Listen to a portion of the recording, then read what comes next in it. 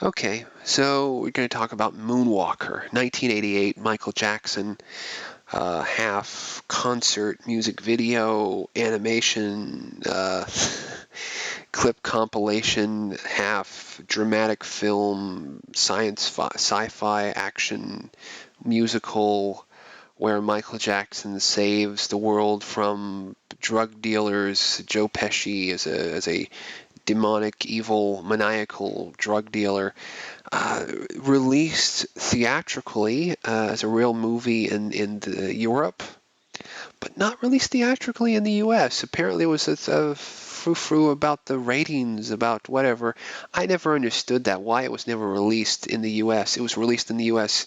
Really with a successful home video release, a very successful, lucrative home video release, probably more lucrative than theatrical release for Michael Jackson and everybody concerned. But interesting why that did not go to theatrical in the U.S. Uh, an interesting film, as I said, half music video compilation, new animation, state-of-the-art special effects, half ego trip for Michael Jackson. Michael Jackson at the height of his powers, 1988, just after the release of Bad. If you were a kid in the late 80s, early 90s, you were begging your parents for a copy of Moonwalker or to rent Moonwalker or for a copy of Bad or whatever. And then the eventual video game, Sega video game that was based on Moonwalker. I mean, yeah, starts off with Man in the Moon, then goes into this medley of the classic Michael Jackson stuff, the Jackson 5, incredible stuff.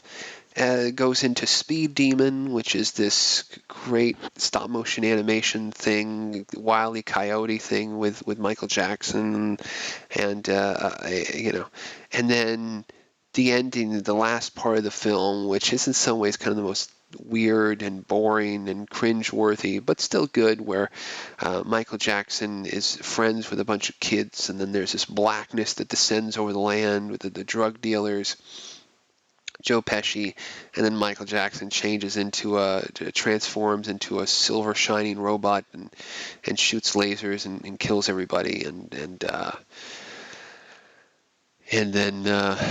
the end, you know. Uh, it's a movie for the kids, man.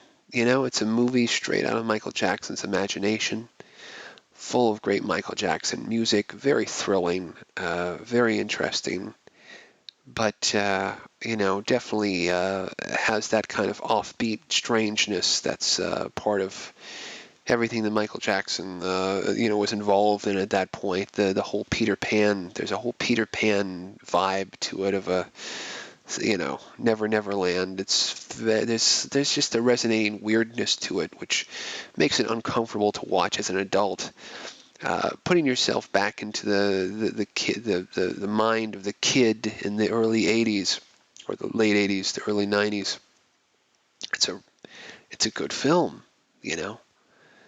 Um, I think it would even resonate to kids these days who don't even really, the hysteria and the expectation of a thriller and bad. I mean, even if you didn't go through that, it still has some great music and has some great animation and some stuff that's, still holds up today. It's been a while since I've watched it, but not that long ago, a few years ago, but I still enjoyed it a lot, and um, it's not too cringeworthy. It's definitely odd, but yeah, I enjoy it.